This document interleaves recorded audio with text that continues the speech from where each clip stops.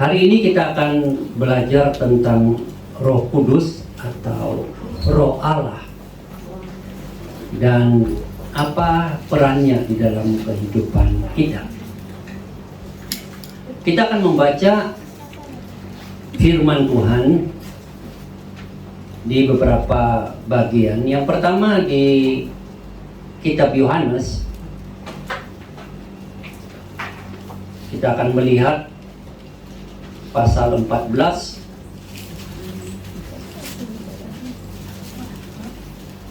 ayat 16 dan 17.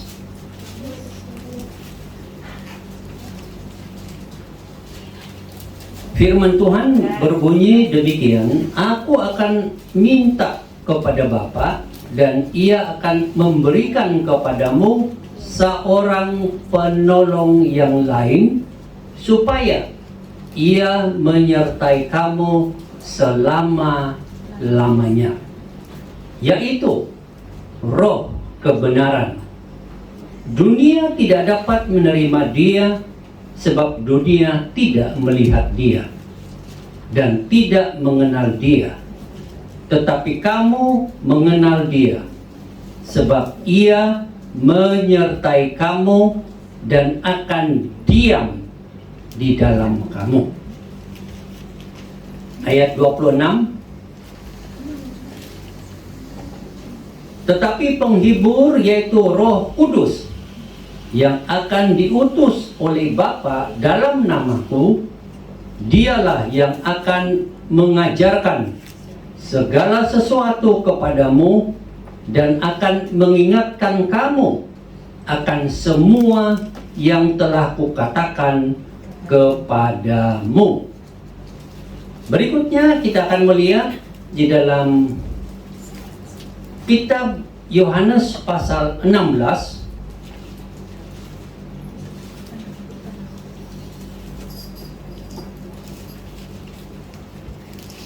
ayat 8 hingga ayat yang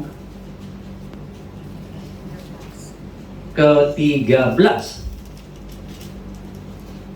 "Dan kalau Ia datang, Ia akan menginsafkan dunia akan dosa, kebenaran, dan penghakiman. Akan dosa, karena mereka tetap tidak percaya kepadaku. Akan kebenaran, karena aku pergi kepada Bapa dan kamu tidak melihat aku lagi. Akan penghakiman, karena penguasa dunia ini telah dihukum." Kita langsung ayat 13.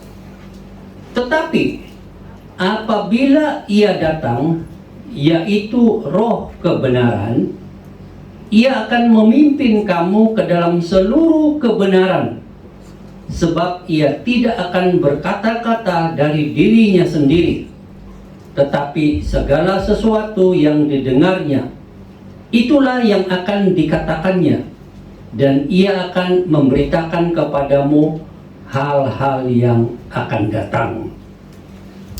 Demikian jauh pembacaan firman Tuhan. Berbahagialah kita yang mendengar, menyimpan, dan memeliharanya di dalam hati kita. Hari ini saya akan berbicara tentang Roh Kudus, atau kadang disebut Roh Allah.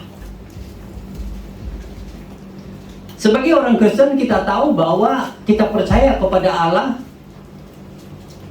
kita percaya kepada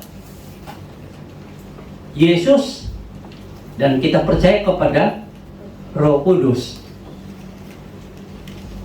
Ada Tritunggal di dalamnya, atau tiga tunggal, satu Tuhan. Kadang kita tidak mengerti apa itu Tritunggal, tapi saya kasih satu penggambaran yang bisa menolong pikiran kita untuk mengerti, walaupun tidak sempurna adanya. Kalau saudara setiap hari melihat matahari, maka matahari itu ada tiga bagian yang selalu ada. Yang pertama, matahari itu sendiri. Ya atau tidak? Yang kedua, cahaya matahari. Ya atau tidak? Yang ketiga, panasnya matahari. Jadi ada matahari, ada cahaya matahari, ada panas matahari. Apakah itu tiga? Satu. Tapi ada fungsi tiga bagian di dalamnya dan memberikan kehidupan kepada segala makhluk dan tumbuh-tumbuhan di dunia ini. Tanpa matahari, segala sesuatu akan tidak ada kehidupan. Begitulah gambaran Tritunggal yang sederhana. Allah Bapa, Yesus Kristus, dan Roh Kudus. Allah Bapa menciptakan langit, bumi, dan segala isinya. Yesus Kristus turun ke dalam dunia ini untuk menyelamatkan manusia, supaya diampuni dosanya dan dilayakkan masuk ke dalam kerajaan surga. Dan Roh Kudus atau Roh Allah datang ke dunia ini untuk membimbing kita supaya dapat berjalan di jalan yang sesuai kehendaknya atau jalan yang benar, supaya kita dapat mengenal kebenaran. Begitu luar biasa kasih Tuhan itu kepada kita, manusia ciptaannya. Pertama, Dia menciptakan kita, umat manusia ini. Namun manusia berdosa, tidak taat kepada Tuhan. Itulah Adam dan Hawa, dan kitalah keturunan-keturunannya yang juga berdosa di hadapan Tuhan, tidak taat kepada Tuhan. Lalu Tuhan mengambil inisiatif dari surga, mengutus firman-Nya, yaitu Yesus Kristus datang ke dunia. Itu bukan hasil pikiran manusia, kehendak manusia, tapi itu adalah inisiatif dan tindakan Allah sendiri, mengutus firman-Nya, Yesus Kristus datang ke dunia menyelamatkan kita. Kita tidak bisa menyelamatkan diri kita sendiri. Kita tidak bisa mengampuni diri kita sendiri. Sehebat apapun kita, setinggi apapun pengetahuan kita, sebanyak apapun amal dan ibadah kita, tidak bisa mengampuni diri kita sendiri. Itulah sebabnya Tuhan Yesus turun, menderita dan mati di atas kayu salib demi menyediakan, memberikan pengampunan kepada kita yang percaya. Bukan itu saja. Setelah itu, Yesus memohon kepada Bapa di surga, dan Roh Kudus datang ke dalam dunia. Roh Kudus datang, itu pun inisiatif dari Allah sendiri, tindakan dari Allah sendiri, supaya Roh Kudus itu menolong kita. Kita tidak bisa menolong diri kita sendiri. Kita tidak mau mengenal Allah dengan kekuatan kita. Kita tidak bisa mengenal Allah yang benar dengan kemampuan kita. Tapi Roh Kudus datang untuk menolong kita.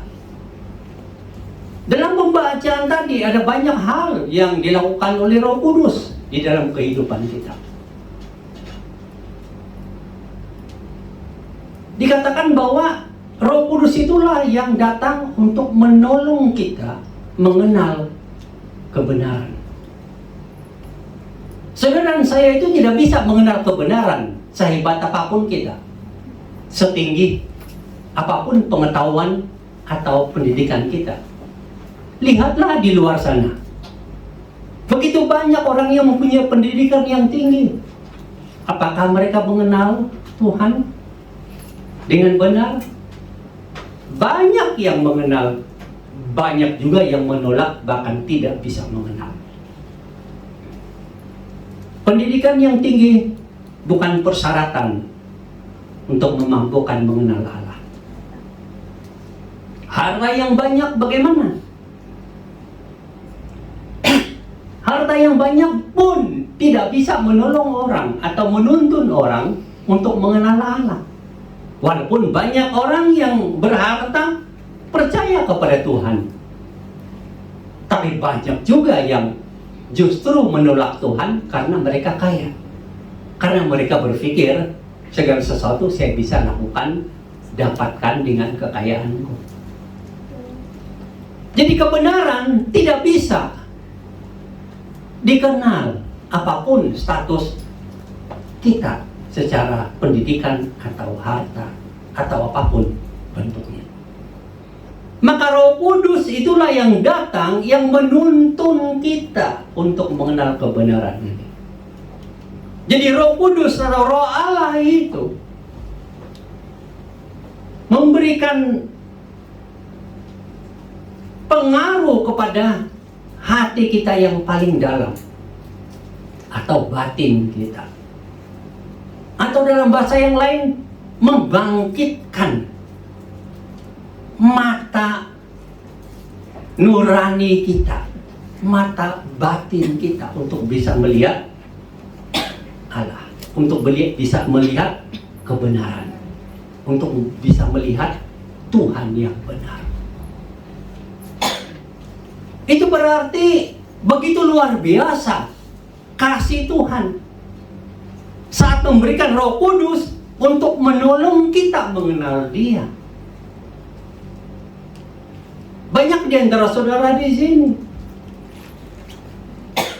yang kemudian pimpinan Tuhan dan berkat Tuhan oleh Roh Kudus itu sendiri, saudara mengenal kebenaran, saudara mencari kebenaran, bertemu dengan kebenaran, dan saudara percaya kepada kebenaran itu yang dituntun oleh Roh Kudus. Saudara mencari jalan yang lurus itu untuk bertemu dengan Tuhan, untuk bertemu dengan kebenaran, dan Roh Kudus, Roh Allah membimbing hati saudara sampai satu saat saudara membuat keputusan, aku percaya kepada Tuhan di dalam Yesus, aku percaya kepada Tuhan Yesus Kristus. Itu semua adalah pekerjaan Roh Kudus. Menjadi orang Kristen itu bukan karena lahir dalam keluarga Kristen. Itu tiada kaitan. Memang ada banyak orang yang lahir di dalam keluarga Kristen yang menjadi Kristen yang baik. Tapi banyak juga yang lahir di dalam keluarga Kristen tidak mau percaya kepada Tuhan, malah menolak Tuhan.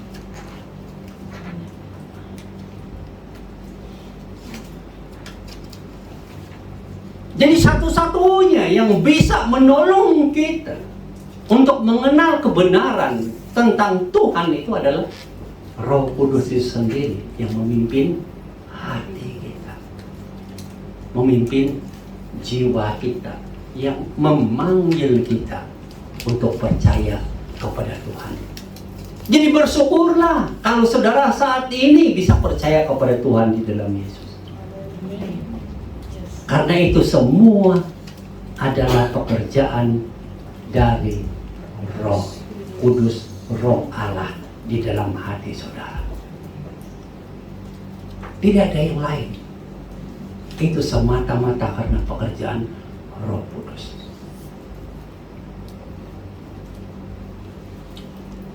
Bagi saudara yang masih mencari kebenaran, masih mencari jalan yang lurus itu, dan terus berdoa, tunjukkanlah aku jalan yang lurus itu, Roh Kudus akan menolong kalian. Dan begitu saudara membuka mata, saudara akan melihat bahwa Roh Kudus menuntun saudara kepada pribadi kebenaran itu sendiri. Yesus berkata, akulah jalan yang lurus itu, untuk mengenal Allah, untuk mengenal kebenaran, untuk masuk dan mengenal surga. Yesus berkata, akulah kebenaran itu yang kamu cari, yang kamu inginkan, yang kamu dambakan. Aku inilah kebenaran itu. Karena aku berasal dari Allah. Aku adalah firman yang sejat dan sehakikat dengan Allah.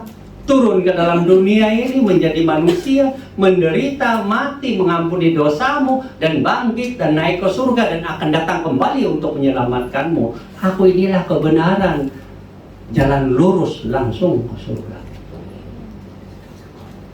Tidak ada jalan yang lain.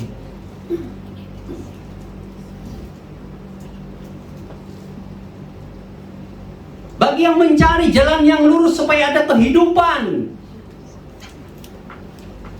yang diberkati oleh Tuhan, Yesus berkata, akulah kehidupan itu. Akulah hidup itu. Bukan saja kehidupan kita di dunia ini yang Tuhan akan berkati, tapi berkat yang Tuhan berikan di dalam Yesus Kristus adalah sampai di surga kelak dan di surga selama-lamanya. Hidup kita di dunia ini singkat, saudara.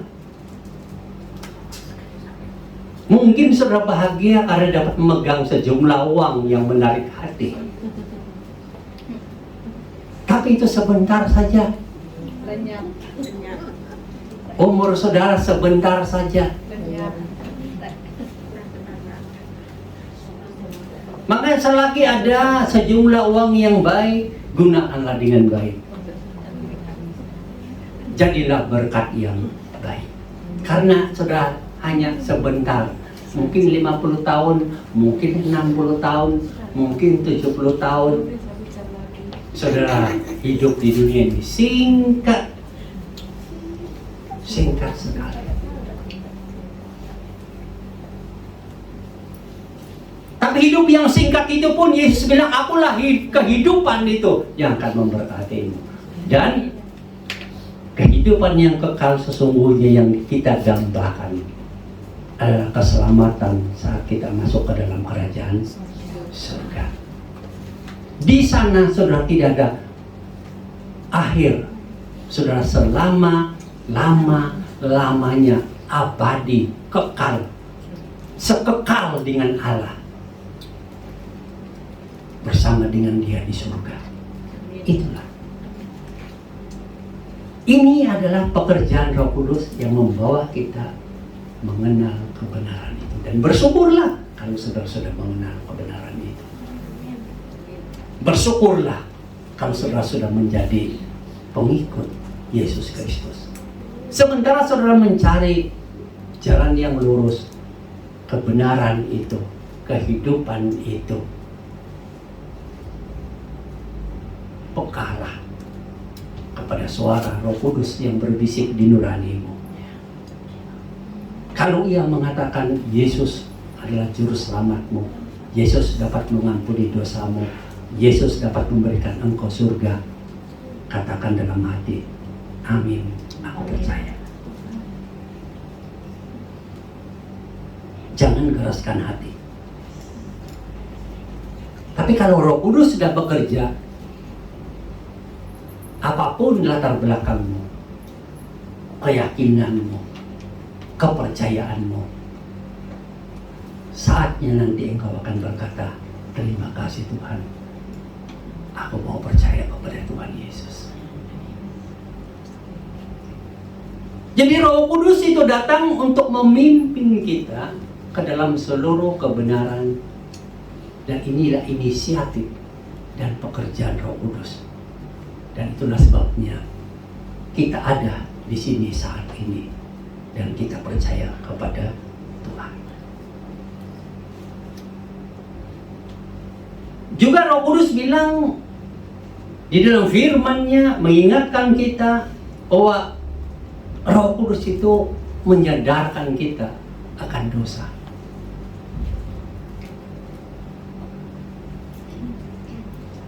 Ada orang yang bisa sadar bahwa dia orang berdosa. Aku ini orang berdosa, Pak. Berapa banyak dosamu? Tidak terhitung.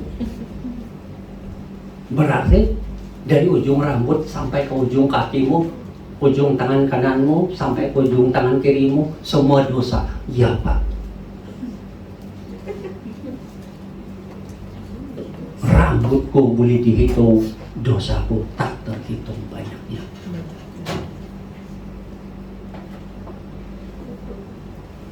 Ada kesadaran tersendiri di dalam hatinya bahwa dia orang berdosa. Tapi ada juga yang tidak sadar-sadar dia dosa.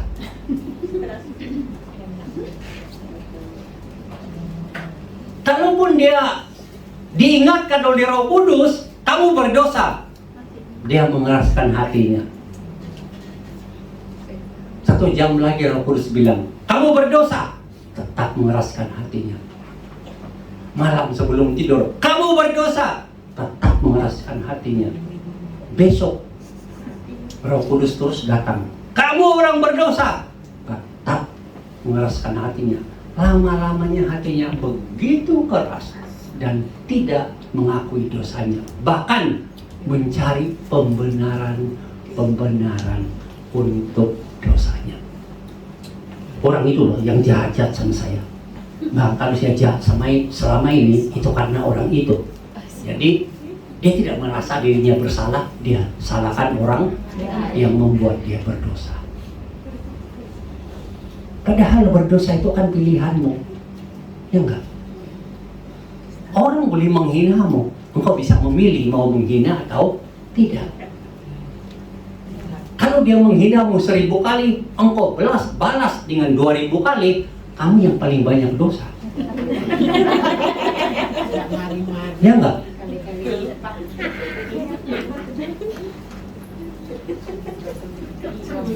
Kalau orang itu menipumu 100 kali, lalu kamu balas 1000 kali, kamu yang paling banyak dosa.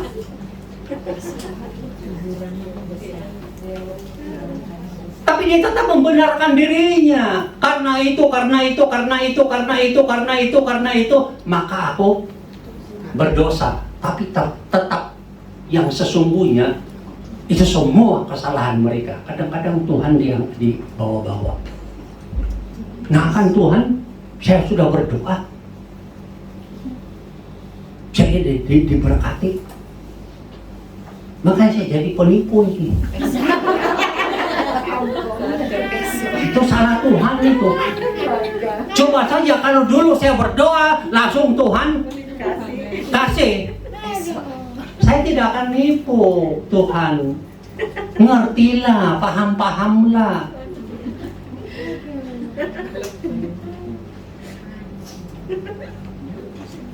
Tuhan pun dibawa-bawa untuk membenarkan dosanya. Itu kesalahan yang di atas. Itu sebabnya saya seperti ini. Keras hatinya. Roh Kudus tegur tetap mengeraskan hati. Tapi sesungguhnya Roh Kudus tidak pernah berhenti menegur. Saudara yang sampai saat ini menahan dosa saudara, tidak mau mengakuinya, tidak mau membereskannya, setiap malam saudara susah tidur. Percayalah, coba aja. 30 tahun saudara susah tidur, susah hidup bahagia, karena dosa datang terus seperti tusukan-tusukan yang tidak pernah ada jedahnya. Makanya kalau Roh Kudus memberitahu di dalam hatimu, menguatkan nuranimu untuk sadar bahwa kamu berdosa, langsung saja begini, jangan salahkan orang lain yang mengakibatkan kamu berdosa, karena itu dosa adalah hatimu yang memilihnya. Bilang, Tuhan, aku memang banyak sekali dosa. Tuhan, aku mau betul-betul menyadarkan ini. Tuhan, kamu lihat baik-baik ya. Duduk di sampingku kalau bisa, walaupun aku tidak melihat. Ini dosa-dosaku Tuhan, aku tulis satu persatu. 1, 2, 3, 4, 50 ay kebanyakan Tuhan. Roh Kudus bilang masih banyak, tulis 100. Aduh 100 Tuhan, bagaimana ini? Roh Kudus bilang masih banyak, yang itu lagi, yang itu, tulis sampai 500. Tuhan 500 daftar dosa, bagaimana ini? Roh Kudus bilang teruskan, maju terus, tulis sampai habis kertas. Ya ing pun habis semua.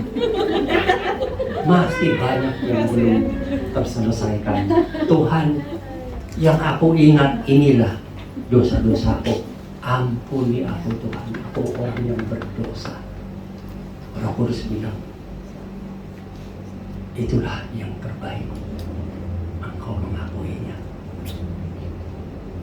Dan Tuhan mengampunimu, menyucikan kamu, dan membebaskan kamu dari kokongan, dari perbudakan dosa, dan engkau dimerdekakan. Dan engkau bilang, karena firman bilang, jika kita mengaku dosa kita, maka Allah adalah setia dan adil, sehingga Ia akan mengampuni dan menyucikan kita dari segala kejahatan kita. Dan kita bilang, terima kasih Tuhan, terima kasih. Wajahmu segar. Apakah wajah saudara segar karena dosa diampuni? Atau masih ada yang saudara keraskan hati? Jadi firman Tuhan ini mengingatkan kita, Roh Kudus itu yang mengambil inisiatif, menolong kita, menyadarkan kita. Dia tahu kalau kita terus menyimpan dosa, kita tidak bahagia. Kita tidak ada makna hidup ini. Roh Kudus tahu itu, makanya dia sadar, dia ingatkan. Makanya saat saudara mengingat teguran Roh Kudus di hati nuranimu, langsung akui dosa, bertobat. Bersyukurlah kalau Roh Kudus masih mengingatkan kamu. Kalau satu saat nanti Roh Kudus berulang-ulang datang kepadamu dan engkau tolak, engkau buang dan sebagainya, engkau akan dibiarkan oleh Allah. Dan saudara tahu apa yang terjadi kalau saudara dibiarkan. Uruslah hidupmu sendiri.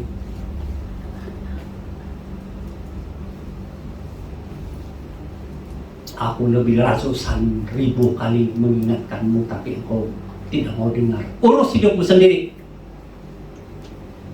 Ngapain saya mau urus kamu? Memang aku mengasihimu. Engkau tahu itu. Makanya ribuan kali aku mengingatkanmu. Tapi engkau memang tidak mau mengasihi aku. Engkau tidak mau mengenal aku. Engkau menolak, mengeraskan hati. Urus hidupmu sendiri.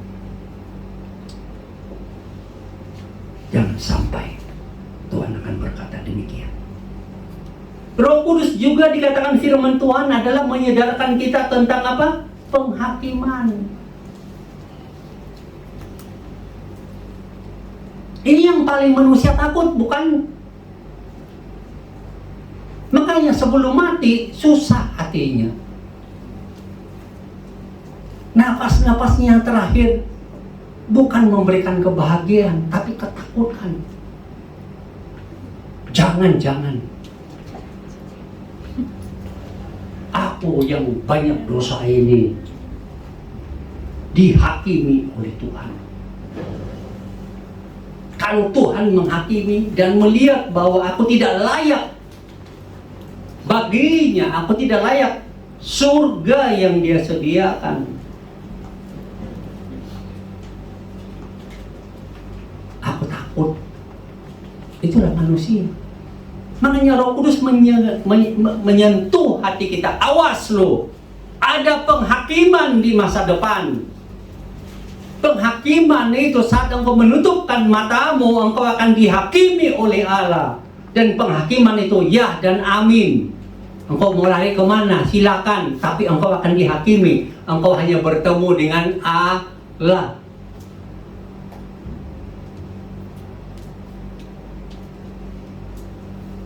Tapi aku kan orang Kristen juga dihakimi. Firman Tuhan bilang apa? Di akhir zaman Tuhan akan memisahkan antara domba dan kambing. Apakah saudara adalah kambing-kambing yang gemuk? Kambing-kambing yang terpelihara? Oh, Tuhan tidak tersentuh dengan keadaan fisikmu yang menarik sebagai kambing. Tetap saja dipisahkan dan menuju ke hukuman kekal neraka selama-lamanya. Tapi Tuhan, aku kan selalu memanggil namamu Tuhan, Tuhan, Tuhan. Allahku, Allahku. Di penghakiman itu Tuhan bilang, loh kok aku tidak kenal engkau ya? Engkau ini saja buat cerita. Aku mengenalmu. Pernah ketemu orang begitu? Kita jalan-jalan di kota, di pasar, langsung ada orang. Di mana kita ketemu ya? Waktu saya di Jakarta ini, zaman dulu ini, di stasiun saya Gambir kayak gitu ya, saya bilang itu di Jakarta atau di Cililitan atau di mana pokoknya.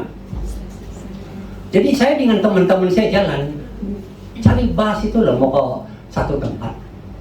Tiba-tiba ada satu laki-laki datang. Di mana kita ketemu ya? Saya kenal sekali kamu tapi saya lupa ya, di mana ya begitu. Ya kita kan orang yang sopan dan baik hati. Iya ya. Nah, maksud kamu begitu nah itu ya. Kita maksudnya di mana kita kenal ya? Jadi baik sekali. Baik. Terus teman saya yang orang Jakarta bilang,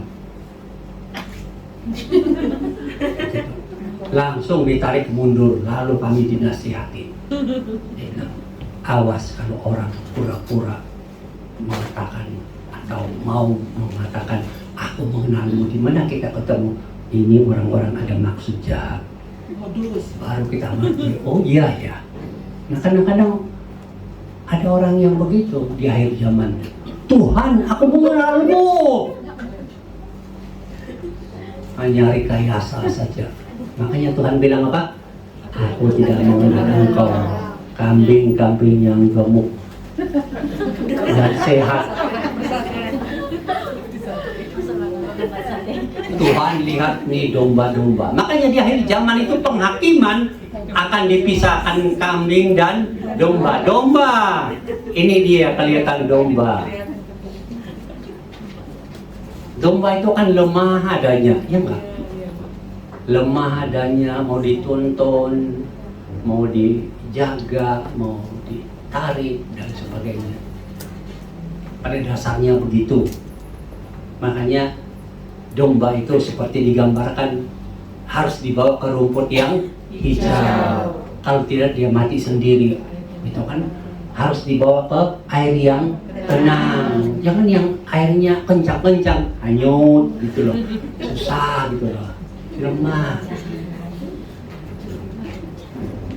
Itu domba. Makanya yang kalau orang itu merasa lemah dalam hidupnya, walaupun mungkin dia berpendidikan, mungkin dia punya uang, mungkin dia keluarga yang bagaimana, tapi tetap merasa tidak mampu, lemah, hanya berharap kepada Tuhan, mencari Tuhan. Nah ini domba-domba itu begitu gitu, cari Tuhan.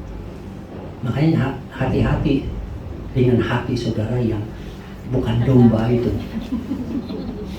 Saudara tidak membutuhkan, tidak memerlukan Tuhan. Stop Tuhan. Ojo diganggu segala rencana-rencanaku. Aku sudah pikirkan baik-baik ini. Ini yang aku lakukan, ini yang aku lakukan, ini yang aku lakukan, ini yang aku buat, ini yang aku buat. Tuhan tidak perlu campur tangan. Saya sudah besar, dewasa. jangan mengganggu hak asasiku. Ngerti? Begitu kan dia. Lalu dia urus hidupnya sendiri. Tuhan diabaikan sama sekali. Diabaikan. Hanya percaya diri saja, mampu dengan kekuatan dan kemampuannya. Itu kan orang yang berjiwa kambing ini. Dia tidak mau diurus oleh Tuhan, tidak mau berserah kepada Tuhan. Sampai penghakiman nanti habis dia. Tuhan pun tidak nyesal sih, udah dia kasih Roh Kudusnya, udah kasih sadar-sadar sih. Awas lo, penghakiman datang. Hidup yang benar, ikut Yesus baik-baik. Udah ulang-ulang itu tidak pernah berhenti Roh Kudus menyadarkan kita. Tapi kita keras hati. Itulah Roh Kudus menyadarkan kita. Ada penghakiman loh. Yang sakit-sakit sudah mulai pikirkan, jangan-jangan napasku ini besok mulai satu-satu ya. Umur yang lebih tua, iya ya, hanya 5 tahun lagi di depan habis lah gua. Roh Kudus bilang ada penghakiman, hidup yang baik, yang benar. Percaya Yesus. Nah kita takut bahwa akan ada penghakiman, makanya kita mau jalan di jalan yang benar untuk jadi dombanya Tuhan. Begitu aja. Jadi inilah peran-peran dan masih banyak lagi peran yang Roh Kudus bisa lakukan dalam kehidupan kita. Memberikan juga kekuatan kepada kita untuk mengalahkan keinginan daging kita. Kita ini manusia daging, bukan daging ini semata-mata, ini memang dagingnya. Kalau tidak ada daging, apa itu? Hantunya. Jangan-jangan banyak hantu yang jalan-jalan ini. Tapi ini daging. Tapi ada daging yang berbahaya, yaitu keinginan daging. Keinginan daging. Makanya kalau kita membaca di dalam kitab Galatia itu bilang begini, hiduplah oleh Roh atau oleh pimpinan Roh Allah atau oleh pimpinan Roh Kudus, maka kamu tidak mengikuti keinginan daging.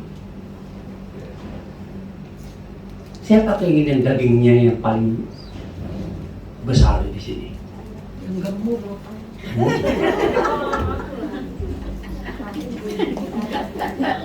Siapa keinginan dagingnya yang paling besar di sini?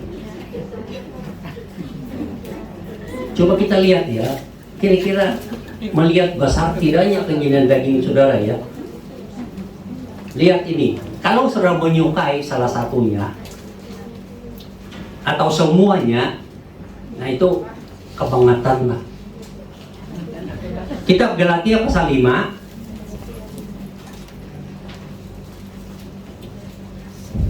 Kitab Galatia pasal 5 ayat 16 dulu ya, bilang apa? Bersama-sama hiduplah oleh Roh, maka tidak akan menuruti keinginan daging. Jadi ada keinginan roh dan ada keinginan daging.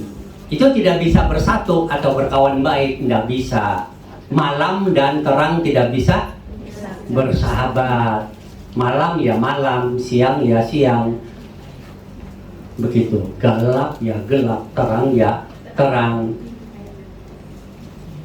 Jadi keinginan Roh Kudus, Roh Allah dalam hati kita, dan keinginan daging kita itu tidak bisa bersahabat. Karena keinginan daging itu cenderung melakukan hal-hal yang bersifat dosa. Ingin sekali berbuat dosa. Kalau lihat orang ingin menipu orang, gitu kan? ingin menghina orang, muncul saja dengan pakaian baru, hati kita kayak bagaimana tersinggung gitu, tersinggung. Nggak tahu kenapa ada orang begitu ya. Padahal bukan bajumu bajunya tapi kamu yang tersinggung. Ada orang begitu nggak? Ada. Lalu keluarlah bahasa-bahasa tersinggungnya itu di media sosial. Ciptakan cerita-cerita yang macam-macam. Nah, jadi 17 bilang keinginan daging, keinginan roh itu berlawanan. Nah, kita lihat ini ayat 19, 21. Inilah. Nah, sekarang cek ya. Apakah keinginan daging saudara itu besar atau tidak? Hidup atau tidak? Saat saudara membaca ini. Oke, ini dia punya ciri-cirinya.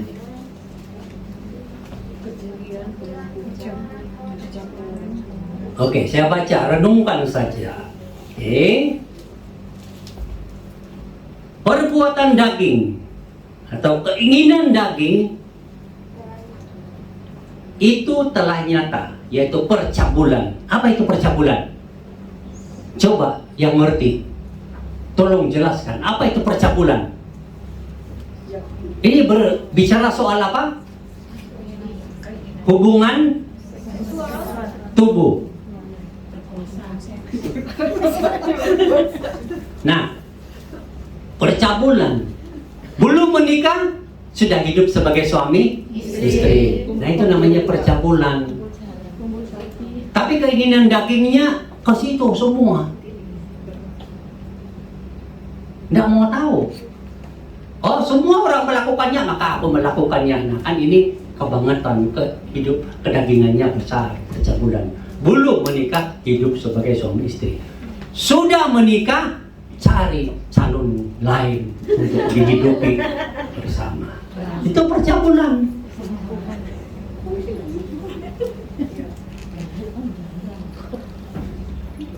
Dia tidak mau tahu. Sudah ada suami, tetap aja berselingkuh. Apalagi kalau dia tahu suaminya berselingkuh. Wah, dia balas dendam.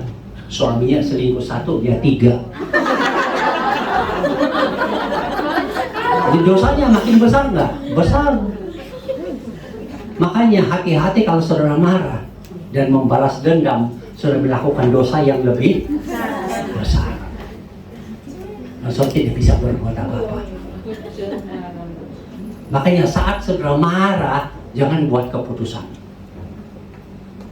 Jangan sekali-kali buat keputusan. Nanti keputusannya selingkuh, percabulan, dosa. Karena kalau orang yang paling marah dan buat keputusan, dia akan bilang, oke lah, matilah. Begitu kan dia punya keputusan. Pokoknya aku buat ini, dia bilang. Begitu kira-kira. Pulang Indonesia, pulanglah. Bukan sudah. Begitu dia pulang, langsung dia bingung setelah sampai di desa kan. Loh, kenapa ya kok begini ya? Begitu. Tapi tadi kok kuat sekali suaranya. Nah, makanya kalau lagi emosi marah-marah jangan buat keputusan. Tenang saja. Percabulan, nggak bisa. Tapi itulah yang disukai. Secara sembunyi-sembunyi. Selingkuh sembunyi-sembunyi. Bagaimana itu selingkuh sembunyi-sembunyi? Tidak ada orang yang tahu. Mereka berdua saja yang tahu. Coba kasih lihat kalian punya HP. Ada nggak WhatsApp yang kalian sembunyikan? Kalau teman melihat marah-marah. Oh, jadi lihat semua ya. Yang paling pintar, semua WhatsApp dari selingkuhannya di delete semua. Apa itu di clear message kan? Supaya kalau ada orang lihat, oh begitu. Atau dikasih password. Nah, bagaimana semangat keinginan daging saudara? Itu keinginan daging. Apalagi Pencemaran, mencemarkan itu juga sama dengan percabulan ini. Pencemaran. Wanita dengan wanita mencemari tubuhnya. Zaman ini kan zaman yang membela yang begitu-begituan. Wanita and wanita pacaran, wanita and wanita menikah. Kan pakai hukum-hukum lagi membela. Makanya di mana-mana orang pada suka. Gereja-gereja tertentu juga membenarkan. Tidak tahu mereka belajar dari mana. Memanglah ilham-ilham setan itu hebat. Ya kan? Mana ada Tuhan bilang wanita dan wanita boleh menikah? Baca Alkitab kiri kanan pun dia ada. Tapi mereka kok bisa buat cerita gitu, buat ayat. Kan ini otak mereka itu kan penuh dengan otaknya iblis. Begitu, pakai hukum lagi. Oh jadi tegur-tegur ya, nanti kau kan hukum. Ini hak asasi kok. Makanya iblis itu suka pakai hak asasi.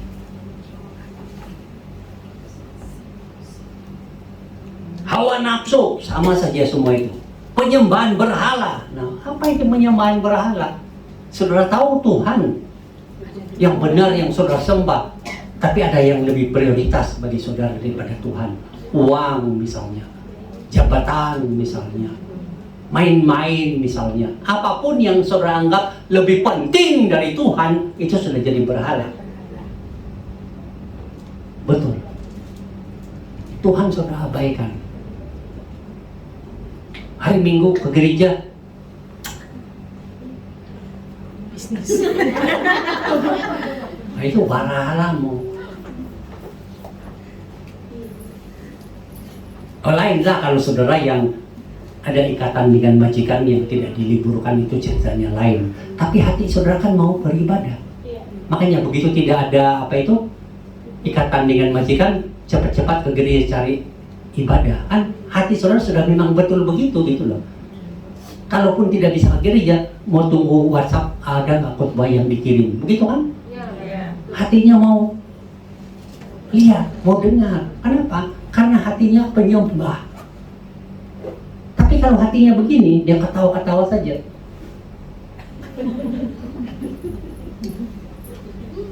Tiada waktu Tuhan. Ada berhala. Bisa uang. Yang lainnya bisa sahabat. Ayo kita jalan-jalan, duduk-duduk. Panggang-panggang. Barbecue. Kita mau main-main di sebelah sana. Bagi saudara, wah ini yang lebih penting. Ibadah gereja tidak penting.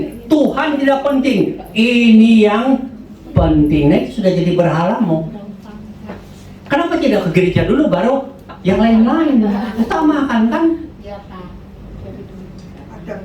Kadang ada orang yang begini loh, berani. Saya tidak ada waktu untuk Tuhan. Saya sibuk. Dia kesibukan dia itu adalah berhala. Ya, saya tidak ada waktu untuk Tuhan. Dia. Benar kamu tidak ada waktu untuk Tuhan? Iya. Ini cita-citaku, ini kawar begini, saya harus begini dan sebagainya. Itulah semua berhalamu. Tunggu sampai Tuhan akan berkata begini kepadamu. Aku pun tidak ada waktu untukmu. Tunggu. Kalau saudara berani mengatakan aku tidak ada waktu untuk Tuhan, tunggu Tuhan akan katakan, aku pun tidak ada waktu untukmu. That's it.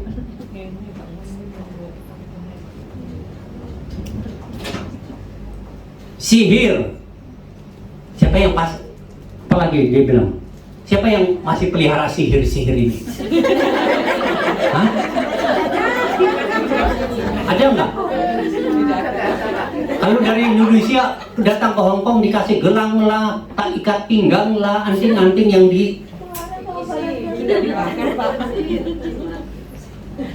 ada yang sudah bertobat dia bilang, Pak saya sudah buang, dia bilang. Kenapa? Saya sudah percaya Yesus, dia bilang. Oke, good. Bagus. Jangan main sihir-sihir. Sihir majikan lah. Jadi korban. Ada orang yang begitu loh. Sambil mempersiapkan makanan majikan, sihirnya jalan. Nah, yang begini-begini ini namanya keinginan daging. Karena di balik sihir itu ada keinginan yang lain tersembunyi. Hati-hati. Perseteruan, perselisihan, iri hati, amarah, kepentingan diri sendiri, pencideraan, roh pemecah, kedengkian. Siapa yang suka dengki? Kemabukan, pesta pora, dan sebagainya. Bahaya ini dia punya kata-kata terakhir ini. Terhadap semuanya itu, ku peringatkan kamu seperti yang telah kubuat dahulu, bahwa barang siapa melakukan hal-hal yang demikian, ia tidak akan mendapat bagian dalam kerajaan Allah. Artinya semua itu betul-betul dibenci oleh Tuhan. Kalau kamu masih terus melakukan hal itu, berarti kamu tidak mengenal Tuhan. Kamu tidak tahu Tuhan. Hanya kamu tahu apa kedagingan, makanya tidak layak. Tuhan pun kamu tidak mau. Ini tidak layak di kerajaan Allah. Kalau begitu layak ke mana? Ya ke neraka lah.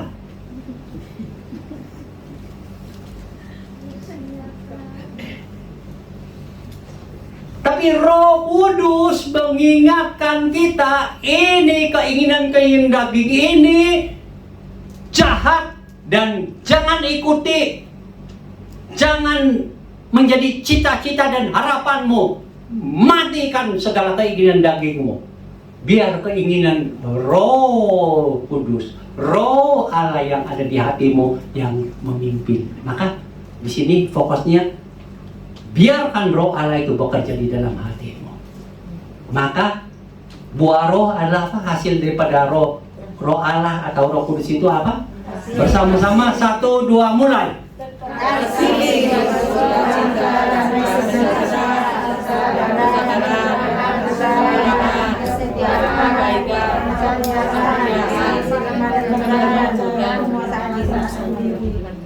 kalau engkau dipimpin oleh Roh Kudus, Roh Allah, maka hatimu ada kasih, mengasihi Allah dan sesama. Ada sukacita walaupun mengalami situasi yang sulit, karena engkau mendapat sukacita surga. Ada damai sejahtera di hatimu walaupun dunia ini tidak tenang, masa depan tidak jelas dan sebagainya. Engkau tenang-tenang saja karena ada kedamaian sejahtera ilahi dalam hatimu.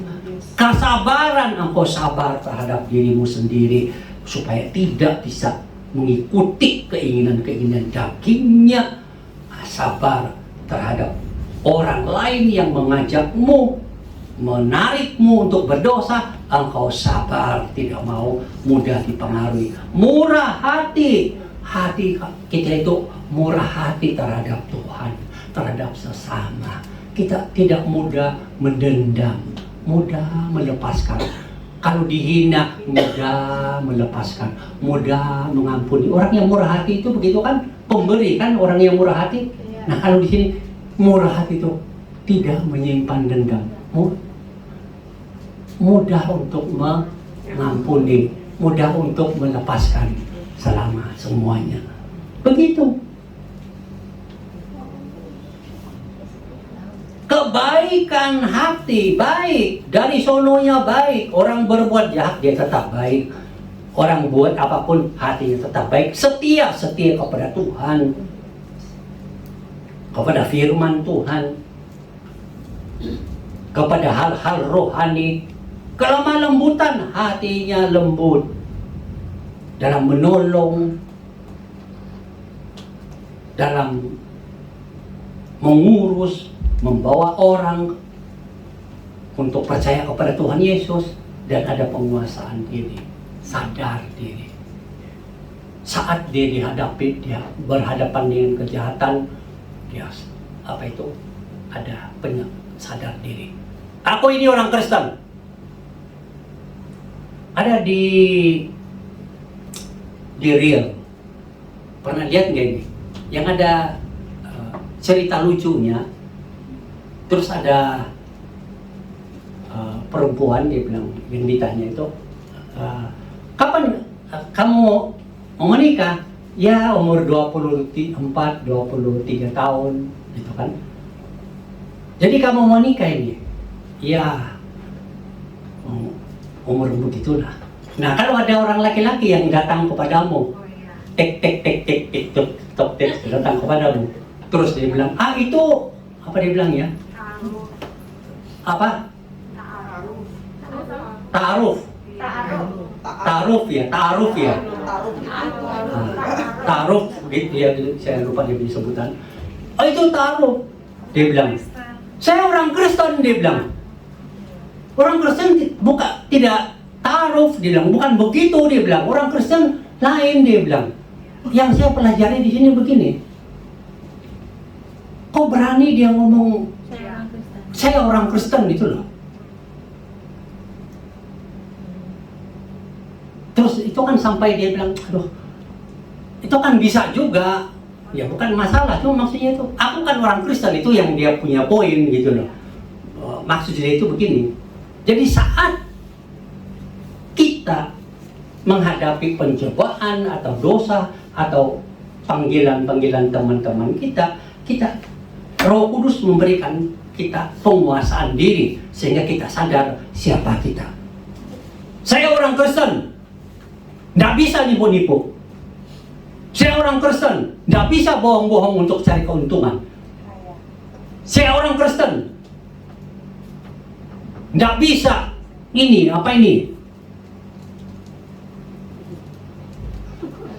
pencabulan, apalagi kecemaran, tidak bisa itu yang begitu-begitu. Saya orang Kristen, itu kesadaran diri, itu penguasaan diri. Pernah nggak saudara saat ada pencobaan berdosa, terus saudara diingatkan siapa saudara?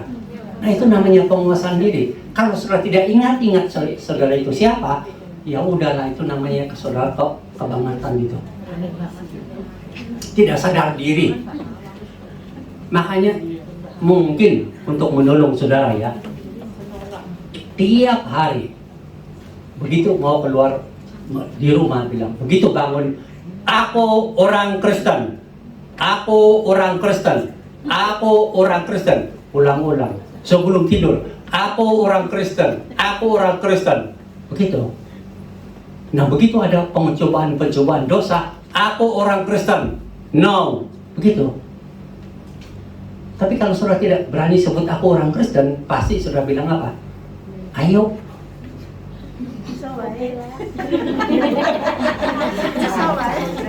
Jadi kita melihat di sini bahwa Roh Kudus datang ke dalam dunia, menolong dan menyadarkan kita akan kebenaran. Dia bekerja di hati kita untuk menuntun kita kepada kebenaran. Dan Yesus adalah kebenaran itu. Yesus adalah jalan itu, Yesus adalah kehidupan itu, Roh Kudus. Maka saudara di sini banyak yang dari keyakinan yang lain tiba-tiba mau percaya Yesus, itu karena pekerjaan Roh Kudus.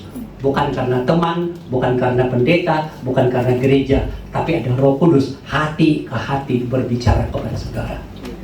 Roh Kudus juga datang untuk menyadarkan kita bahwa akan ada penghakiman di dunia ini. Maka hati-hati saat saudara mau meninggalkan dunia ini. Selama hiduplah yang benar. Ikuti Yesus, percaya Yesus, ikuti apa yang diajarkannya. Karena besok ada penghakiman. Roh Kudus datang untuk menyadarkan kita supaya kita itu tidak mengikuti keinginan daging kita yang tadi itu begitu banyak. Jangan kita mau ikut keinginan Roh Kudus, karena itu yang berkenan di hati Allah, dan masih banyak hal lain. Tapi biarlah itu yang kita ingat kali ini diajarkan oleh Tuhan. Setiap saudara dan saya saat percaya kepada Yesus, sudah Roh Kudus di dalam hatimu, Roh Allah di dalam hatimu, maka dengarlah bisikannya setiap saat. Amin. Amin. Mari kita berdoa.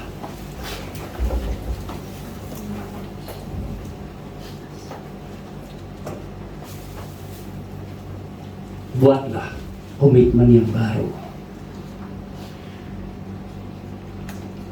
untuk menyadari, katakan, aku mau sadar ya Tuhan bahwa ada Roh Kudus di hatiku. Saat aku dituntun kepada kebenaran, kepada Tuhan Yesus, kepada Tuhan di dalam Yesus, aku mau ikut nuraniku yang Roh Kudus ingatkan. Aku mau percaya kebenaran ini.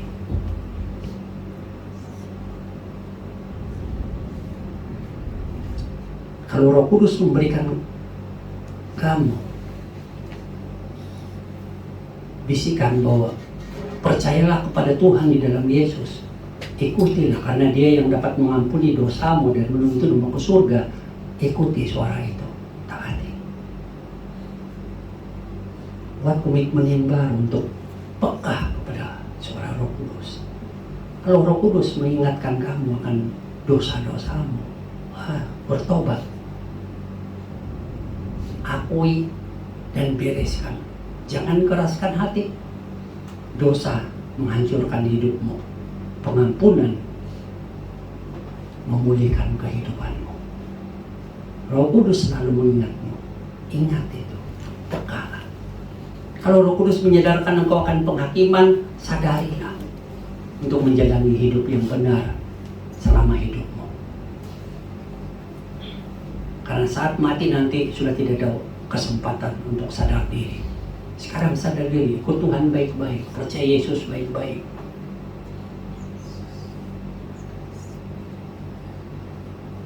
Kalau kedaginganmu mengikatmu, memaksamu untuk berbuat dosa, engkau sebenarnya tahu itu, tapi engkau mau lakukan karena engkau dikuasai oleh kedaginganmu. Ingat suara Roh Kudus.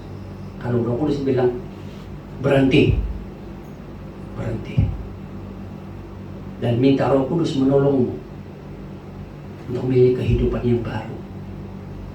Penguasaan diri, aku ini orang Kristen, aku tidak mau lakukan yang dosa itu. Mungkin ada di antara saudara yang berkata, hari ini hatiku disentuh oleh Roh Kudus. Aku ingin percaya kepada Tuhan di dalam Yesus. Aku ingin percaya Tuhan Yesus untuk mengampuni semua dosa saya, untuk memberikan saya kepastian masuk surga. Kalau itu keinginan hatimu, ikutilah doa ini di dalam hatimu. Tidak ada orang yang tahu, hanya Tuhan yang tahu. Hatimu berkata-kata percaya. Ikuti doa ini. Tuhan Yesus, aku membuka pintu hatiku dan menerima Engkau menjadi juru selamat dan Tuhanku. Terima kasih untuk pengorbananmu di atas kayu salib, mengampuni semua dosaku. Kuasailah hatiku. Bentuklah aku menjadi seorang pribadi yang baik.